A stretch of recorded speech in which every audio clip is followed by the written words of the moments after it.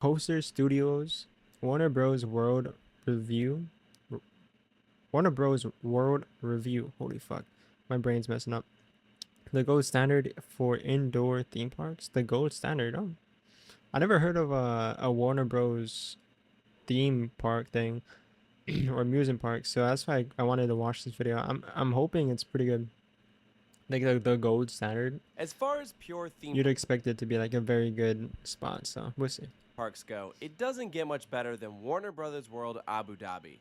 Opening in Abu Dhabi. 2018 at a cost of a whopping $1 billion, this completely indoor theme park is packed full of immersive theme zones, technologically advanced dark rides, cute family coasters, delicious food, and of course those world famous characters that we know and love like Batman, Superman, and the Looney Tunes. And being from the US, I'm used to seeing Warner Brothers licensed characters out at the Six Flags parks. And comparatively, they do a sad job at theming up their attractions. You won't find any plywood cutouts here. The detail is on the same level as what you would typically find at a Disney or Universal park. It's already cracked the top 20 for most visited theme parks in all of Europe, the Middle East, and Africa. How long has this been out? I mean, I know the video is, fairly recent, 4 months ago. 2018? Huh. I thought it would have been way closer, but 2018 is crazy. 2 years before the pandemic is actually crazy though. In 2023, it was the most visited park in the UAE, receiving 1.75 million guests. Abu Dhabi. Which among parks in the Middle East, there's this stereotype that they don't receive a lot of attendance. Dubai. The parks are always empty, and clearly that is not the case with Warner Brothers World. For us, this was the second most crowded park we experienced in the Middle East after Global Village in Dubai. That park costs like $6 to get into. So this was easily the busiest of the normal price parks. And I think we really underestimated just how much there is to do here. You know, on paper you see, oh, they only got 2 roller coasters. Maybe it'll be a little more than like a half-day stop. No. This is a full-day destination. We spent the full day here and still didn't knock out everything that we wanted. So it's one of those places I absolutely can't wait to return to.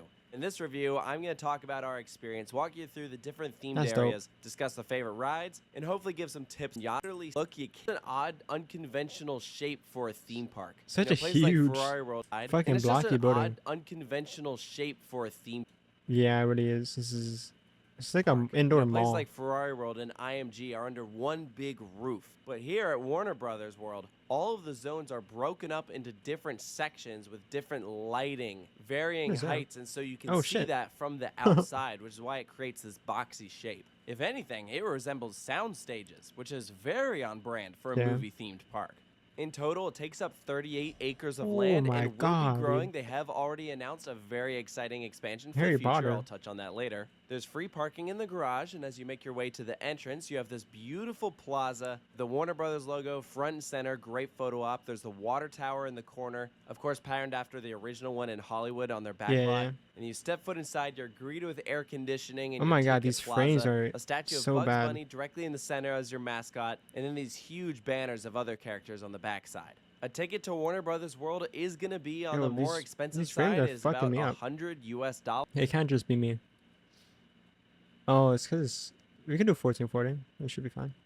That's unfortunately pre-standard for all the theme parks in this area. While I think that Warner Brothers World is a great product, personally, I think $100 is still a little steep. I think a price like $80 $100 for like a day? I think $100 is still a little steep. Just to go I think in there, a price $100. like $80, what Motion Gate charges, is much more reasonable. But if you're smart with your planning, you can actually bring the price down by getting a multi-day ticket if you plan to also do like Ferrari World and SeaWorld. Because all the parks here on Yas Island are operated by Morale. So you can get these multi-day ticket packages, which definitely help. Or you can also get City Pass. That's something we did. It works for many attractions in Abu Dhabi and Dubai. And so when we got one that includes 4 attractions, we paid a price that essentially made it $60 per attraction. And $60, I think, is a very reasonable price to go to Warner Brothers World. So as you scan your ticket to enter the main park, you pass beyond this very simple entrance and are greeted with your first elaborately themed zone, Warner Brothers Plaza. And this is also when you'll notice your first lighting change. You know, I've previously covered a place like IMG in Dubai. Oh my god, where the that's entire nice. park is set in night mode,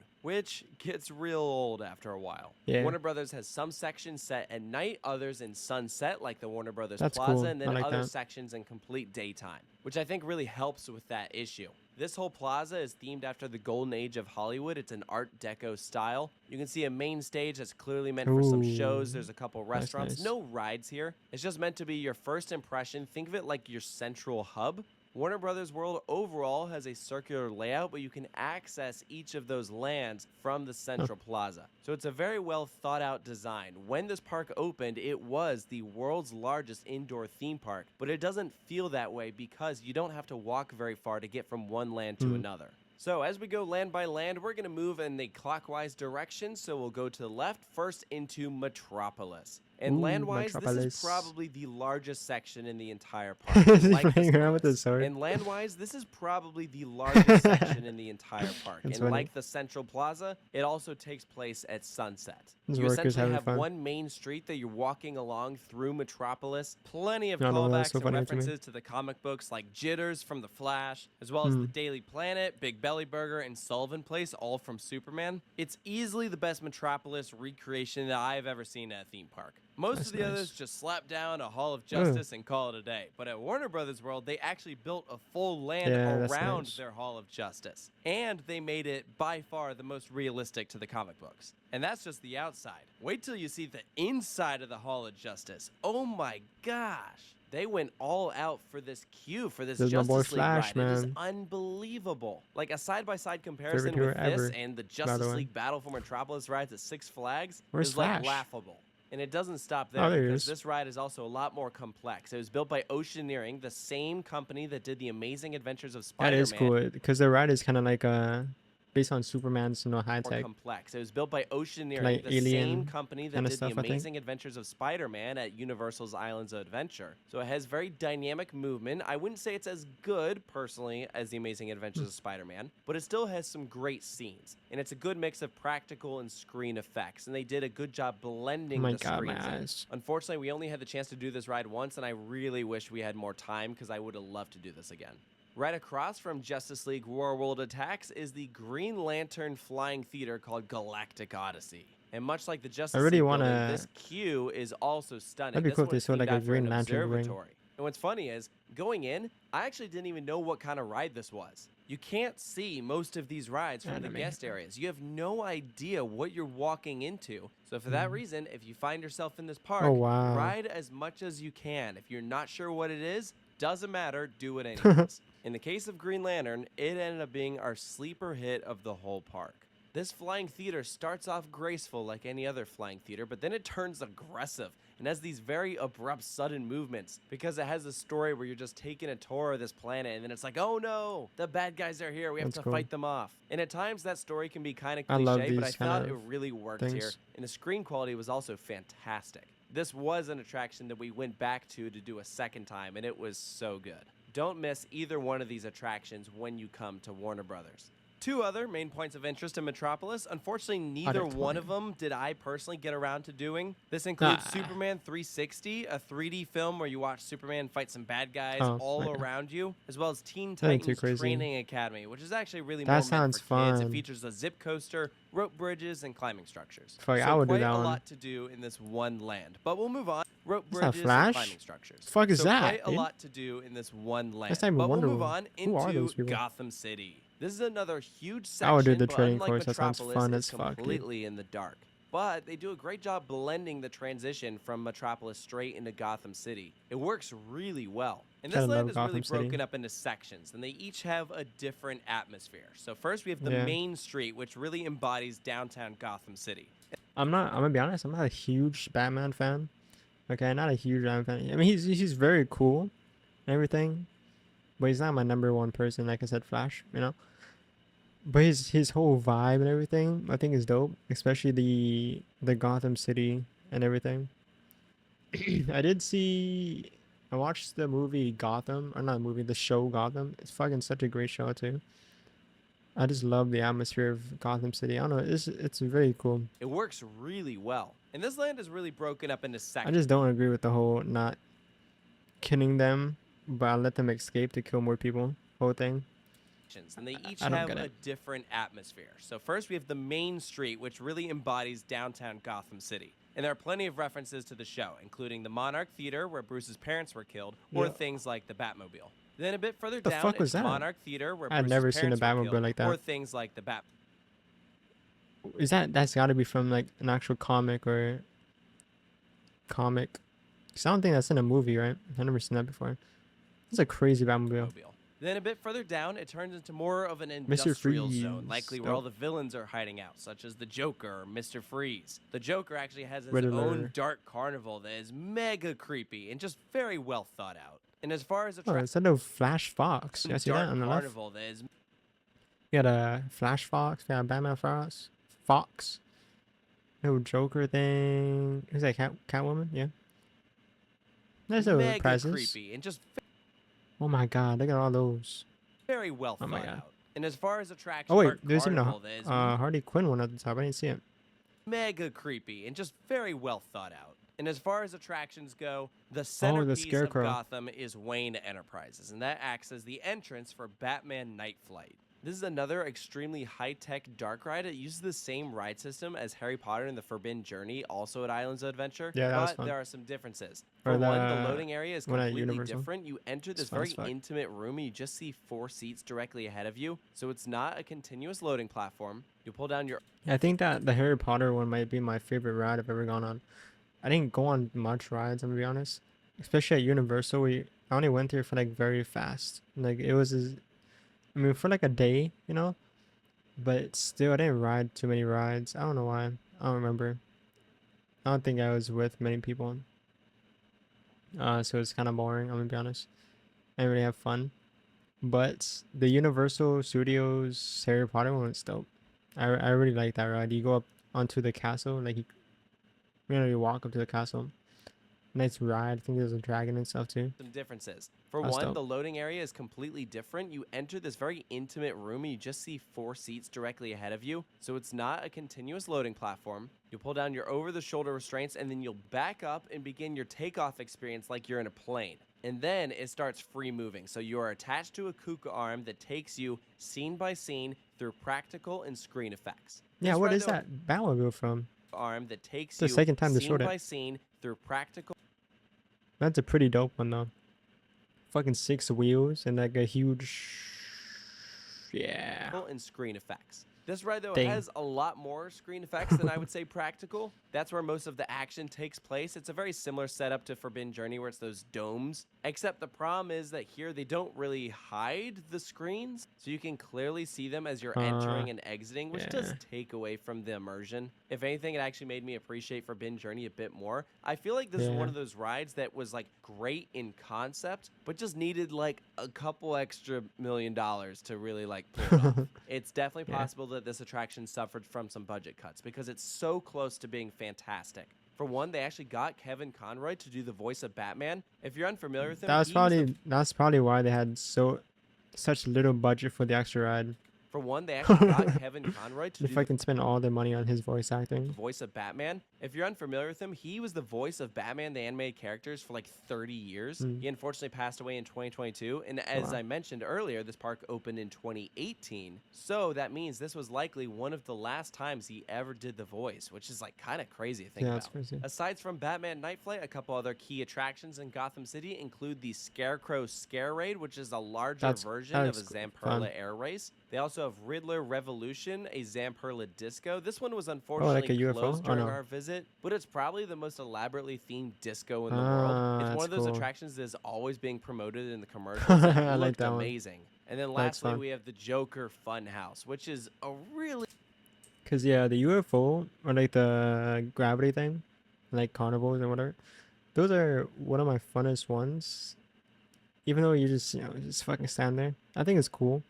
It's definitely insanely dangerous, but I think it's very cool. Elaborately themed disco in the world. It's one of those attractions that's always being promoted in the commercials. I know it's not the same as the UFO because you're not fucking getting held back by gravity, but it still looks fun. Amazing. And then lastly, we have the Joker Funhouse, which is a really cool experience. So for one, you have this incredibly menacing and iconic entrance. And then you have this very fun and quirky and creepy mirror maze as like the main attraction. But it has its own pre-show with the Joker to give like this whole setup.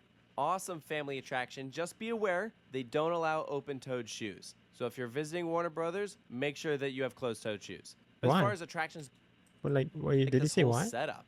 Awesome family attraction. Just be aware they don't allow open-toed shoes. So if you're visiting Warner Brothers, make sure that you have closed-toed shoes. Why? As far as attractions go, that pretty much wraps up Gotham City. This was a really cool land. Damn, Maybe all my of favorite. that just for 10 minutes for Gotham In the City? whole park, I obviously love the character and the story. Wow. There were a lot of fun Easter eggs I mean, not 10 scattered minutes, about. but It's one of those things a lot. that, like, the harder you look, the more you find. And even just audibly, if you close your eyes, you can hear like cars going by or trains going overhead. It really made you feel like you were in Gotham City, and I love that. Now, let's go from the darkest theme land to the happiest theme land. This is Cartoon Junction. From here on out, the rest of the park is set completely in the daytime. So this is the harshest transition. The vibes are way different. But it was necessary. It was a very good call to do this because these upcoming lands are very colorful, very lively. It's actually something that I really wish that we saw with the Cartoon Network section at IMG.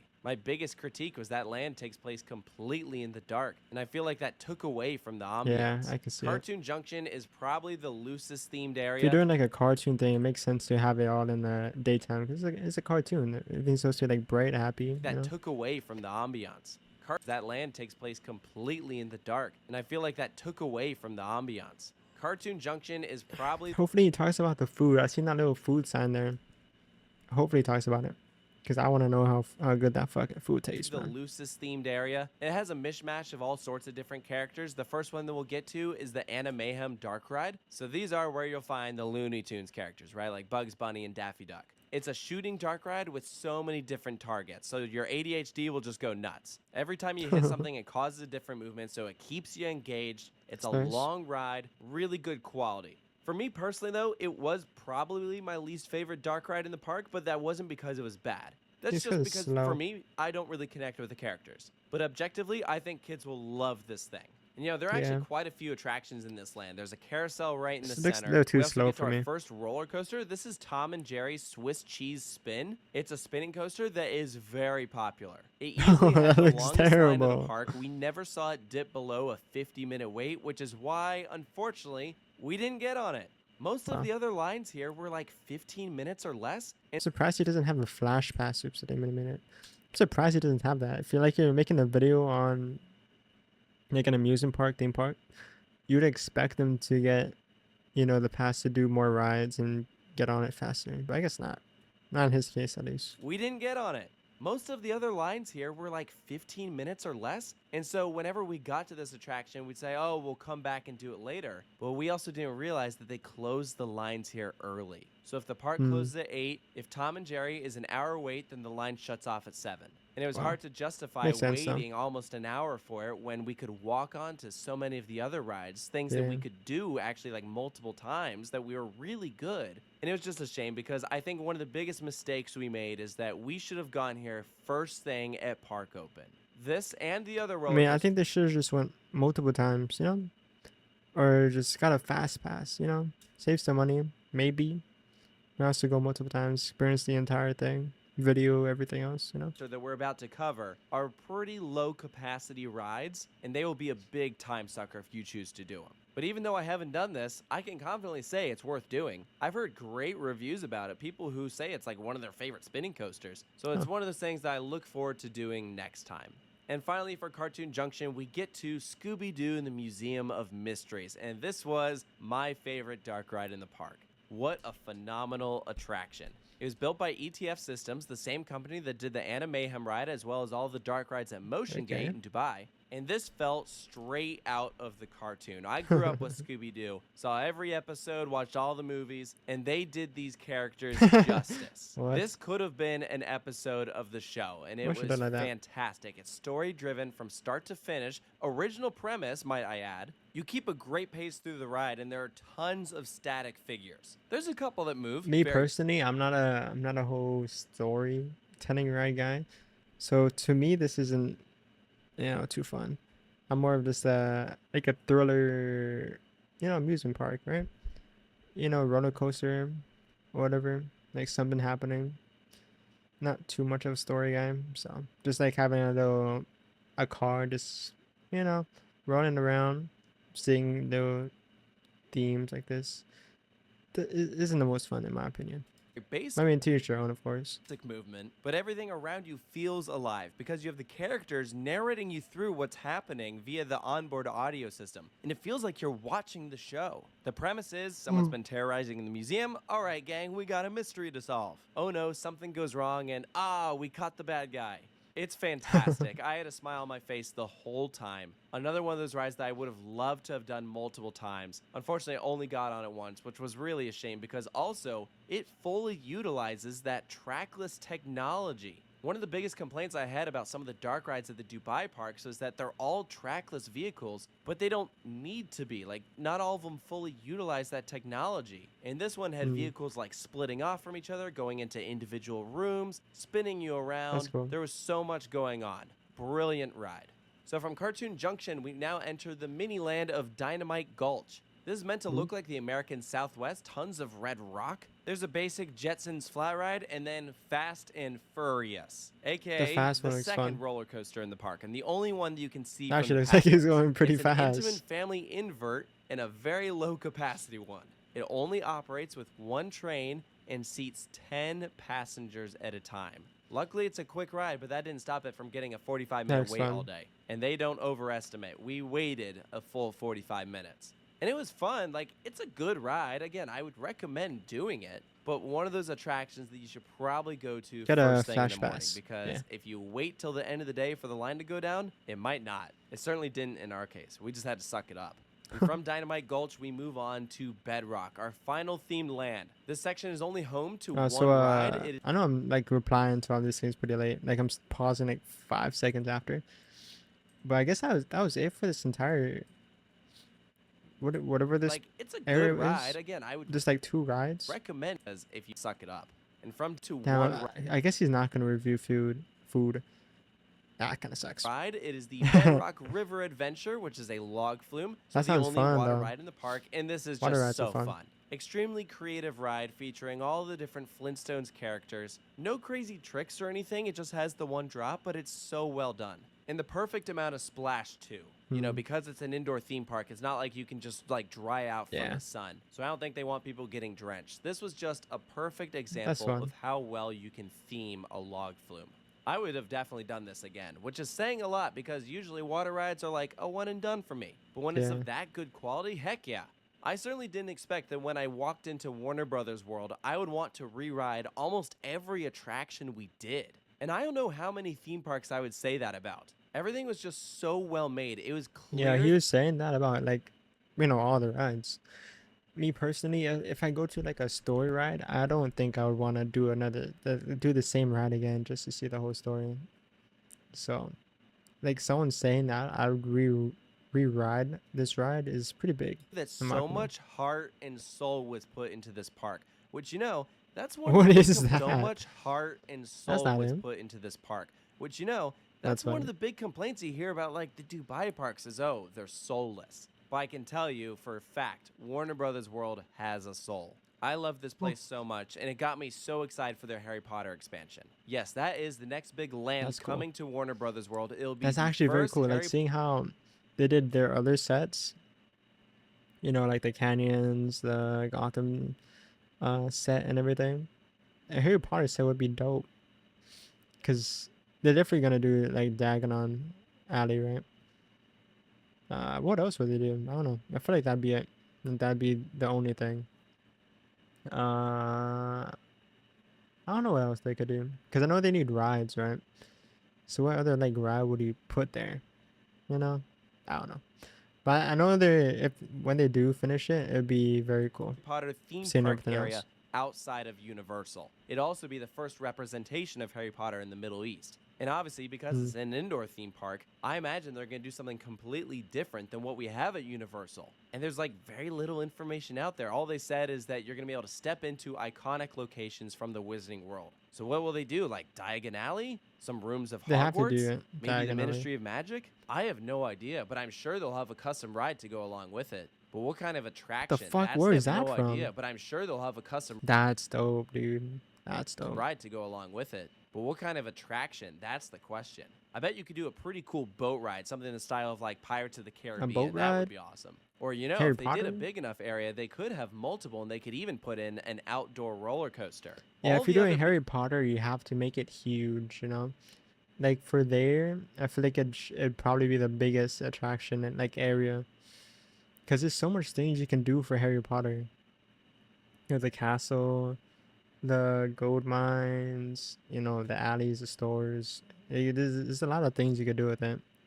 Even like the Quidditch stuff, right, outside. Big indoor theme parks of the UAE have like one big outdoor roller coaster. IMG has Velociraptor. SeaWorld has Manta. Ferrari World has multiple like Formula Rosa. Everything at Warner Brothers World is completely indoors. And because they just have the 2 roller coasters, I think they could absolutely support an outdoor thrill coaster. Whether it'd be themed to Harry Potter or maybe something else down the line, who knows. But they certainly have the room for it. If you look at an overhead view, yeah, all like, this again, to the left is huge. undeveloped. That is closest to the Metropolis and Gotham City sections. So if I had to take a guess, that's where the Harry Potter expansion is going to go. And considering the level of detail that we have with all these other theme lands, I am sure that this Harry Potter land will be stunning. I don't get the vibe that they cheap out on this place. They have a very strong IP. Clearly, the public is interested in coming here. Everyone that we saw had a smile on their face, and it's a big draw for families. Objectively, I think a kid could ride every attraction in this park. I know that some obviously have varying height requirements, but none of the rides are too extreme. And I think that's what makes this such a good theme park is that myself, me personally, I'm an extreme rider. Love it, and a little kid would absolutely love it too. That's how you know you have a good family park. My only big critique is the same critique that I gave to IMG Worlds of Adventures, and that is that there is no point in the park where you can see natural lighting. So if you arrive at 10 a.m. in the morning and the park closes at 8 p.m. Yeah, I mean, I understand what he's talking about, but it's also in a fully indoor theme park, you know? Like a indoor theme park with each section having its own time of day. You know, it's kind of hard to add indoor lighting for that when you're trying to make a specific setting for every, you know, every part of the theme park, you know? By the time you exit, it is going to be... So, like, I understand what he's talking about, but it's also pretty impossible to do when it's doing a setting. Completely dark out. And it does throw off your sense of time. Like a controlled setting. But I also understand why they didn't do that, because I think natural daylight would take away from some of these environments they're trying to create. So it's a catch-22. I understand why it is the way it is, but I also appreciate a park like SeaWorld Abu Dhabi down the street that has these immersive environments, but also a section that has natural lighting.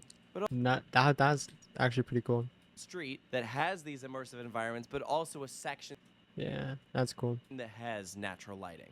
But all that being said, Warner Brothers World is still a brilliantly done park with perfect sightlines, excellent blending between lands, enjoyable attractions, great use of lighting, delicious food. They metaphorically knocked it out of the park. Quick little hint Across to food. the world, there are 3 Warner Brothers branded parks. I've had the opportunity of going to all of them. The other 2 are in Australia and Spain. And I think objectively, this is the best of the 3. The others might have better roller coasters, certainly more thrilling roller coasters, but none of them come close to touching the thematics and immersion of this one. They had a very clear idea from start to finish, and they carried it out.